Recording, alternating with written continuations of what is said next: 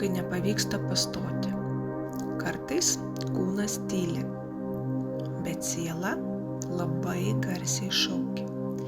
Kartais nevaisingumas tai ne tik medicininė diagnozė. Tai skausmas, kad reikia išgydyti ne tik gimdą. Reikia gydyti širdį, reikia gydyti sielą, reikia gydyti praeities energetiką. Nevaisingumas kartais gali lemti tokie dalykai kaip neišgydyta skausminga praeitis. Galbūt abortų patirtis, galbūt partnerių gausa, su kuriais liko nenutraukti energetiniai ryšiai, baimė tapti mama, gali būti, kad ji yra paveldėta iš mamos ar močiutės, pasąmonės kaltė ar įsitikinimai, kad neva aš neverta, kartais ir santykių neištikimybė, kai siela netiki, kad čia saugu auginti ir susilaukti naujos gyvybės. Siela atsargiai renkasi, kur ateiti. Ji renkasi ten, kur jaučiama meilė, ramybė, atsakomybė, kur energetinis laukas yra švarus, su pagarba naujai gyvybei. Ir jeigu nešioji sielvartą, pavyzdžiui, dėl padaryto atlikto aborto, tai gali būti lyg nematoma durų spyna. Ir jei tavo širdis vis dar gyvena su tuo buvusiu partneriu, tavo gimda gali būti energetiškai tiesiog užimta. Arba jei vis dar pyksti, bijai, nepasitikė, tai tavo kūnas užsimerkia prieš naują gyvybę. Yra tam tikri kūniškieji blokai. Kartais gydymas neprasideda nuo vaistų. Jis prasideda visų pirma nuo energetinio atleidimo savo. Nuo paleidimo to, su kuriais jau nebesi. Nuo kalties ir skausmų išsivalymo.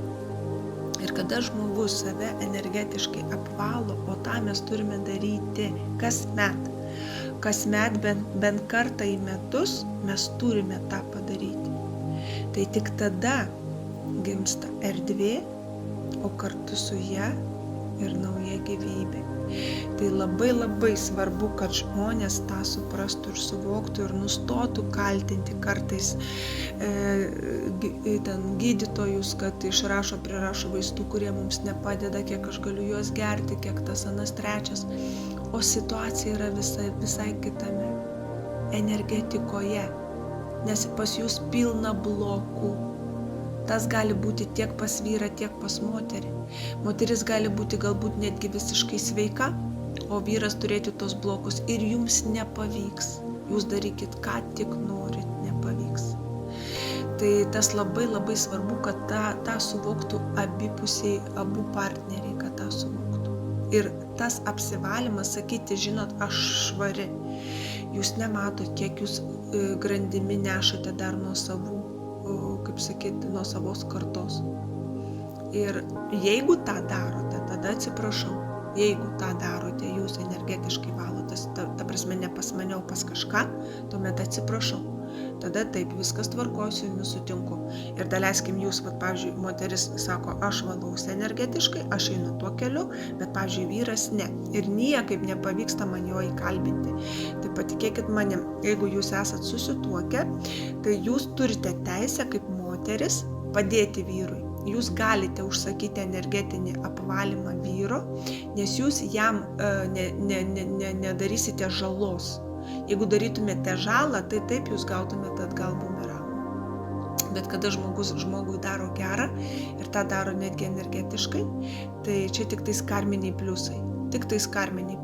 Nes jūs netgi suteikėte savo laiko, energijos ir paskiriate savo laiką padėti partneriui, kuris galbūt šiai dienai tuo netiki, ar galvoja, kad tai yra paistalai, ar galvoja, kad tai yra kažkas tokio bla. Deja ne, tai nėra paistalai. Ir kuo dažniau žmonės turėtų apie tai pamastyti. Viskas yra žemėje energija. Laukiu jūsų visų.